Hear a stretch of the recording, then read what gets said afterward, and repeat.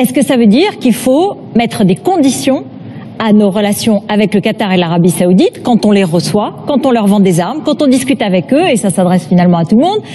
Est-ce que vous leur dites, s'il vous plaît, on peut travailler ensemble, être dans une même coalition, mais en échange, vous ne nous envoyez pas ni vos imams, ni votre argent, ni votre influence chez nous, en France. Il faut évidemment parler avec tout le monde. Voilà.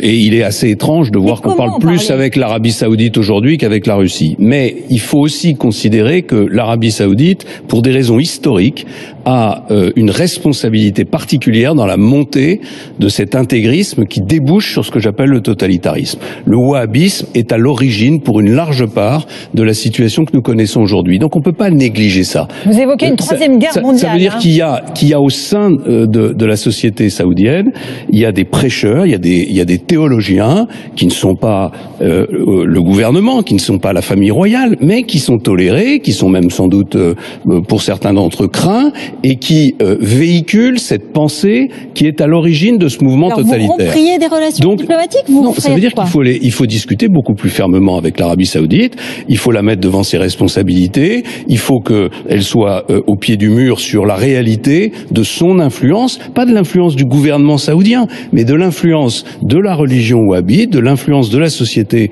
saoudienne sur cet intégrisme. Et la deuxième chose que je veux dire, c'est que par rapport à ce qu'a dit Nathalie Kosciusko-Morizet tout à l'heure sur le financement du culte musulman en France, il n'y a pas besoin d'argent public pour le financement du culte musulman en France. Il n'y a pas de financement, il n'y a pas de financement du culte juif, il n'y a pas de financement du culte protestant. Il y a une redevance sur le cachère, c'est une décision,